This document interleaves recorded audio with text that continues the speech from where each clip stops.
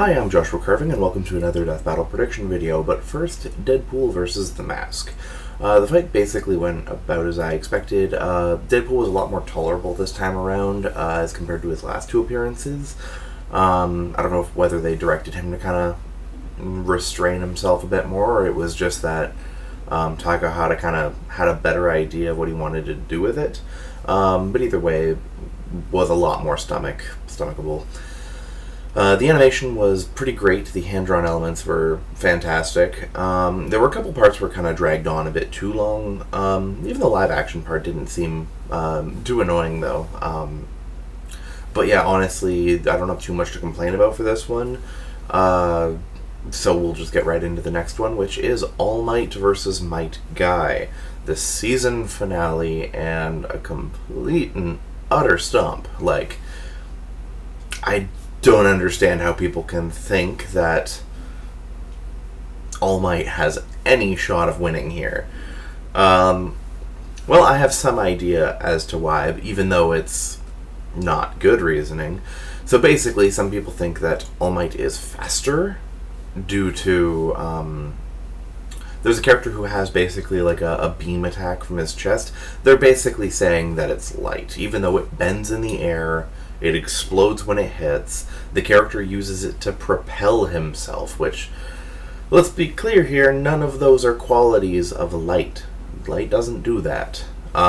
There's pretty much a solid checklist of things that you need to make sure that you're doing in order for your light attack to be considered actual light for the purposes of speed.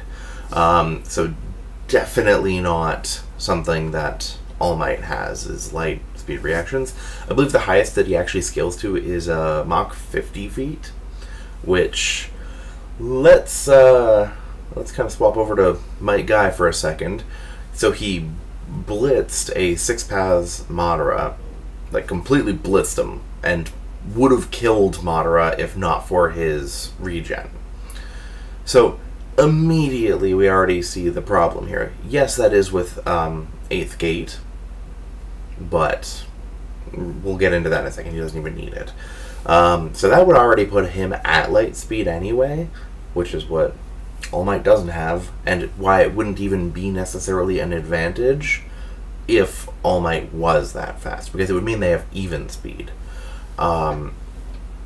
So Might Guy has, even outside of any gates, he should be roughly comparable to Kakashi, because the two of them fight all the time, and he's in base for those fights. And Kakashi has a feat that's like Mach 2000 something, which is already like hugely higher than what All Might has, even without going into any gates. And then just other feats in Naruto, like, we're literally comparing two series here that are like completely incomparable in terms of feats. Like, My Hero Academia characters will sometimes destroy like parts of a city, and that's kind of where they cap out at so far.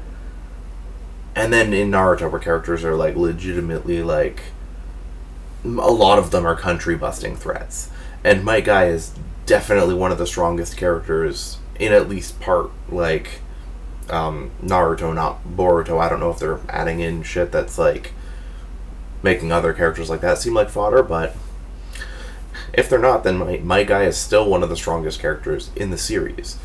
So it's just not a good match at all. Both of them have more or less like a battery in terms of like what happens, which kind of brings us to one of the interesting questions here. So I've established that Might Guy doesn't need 8th Gate in order to win.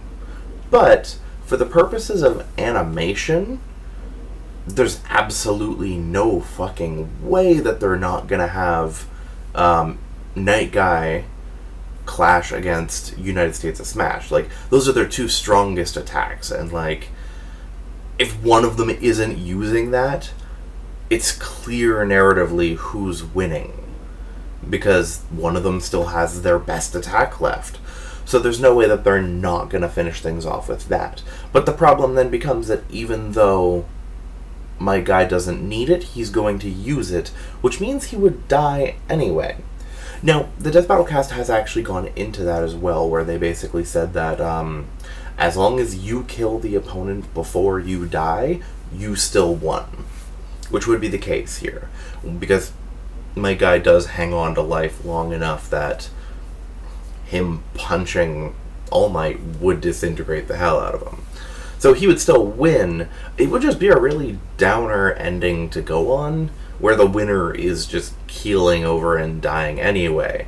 There's a couple different paths that they could take with that. One of them is that, like, in the, like, end card, or, like, after the fight is already over, Naruto comes in and does his ninja Jesus tricks and heals him like he did in the show. Or, you could technically, like... this one's a lot more fanfiction-y, but it would be kind of interesting. I didn't come up with this one. This was something that someone else said, but basically that, like, All Might is dying and passes One for All to Might Guy. I don't really quite see why that would work, because if anything, One for All tends to hurt the user more than anything. So, I don't know. We'll see how they go about it, but it'll just be interesting to see if they just straight up go, yep, my guy died, but he still won, or if they do something to kind of lessen the not happy ending. So we will see, and I will see you guys for the next season, I guess. I don't know when they're going to be announcing the next fight, but hopefully it's a good one to sink our teeth into for the first episode of season, what are we on, 7? It's been going a while. Alright, see you guys then.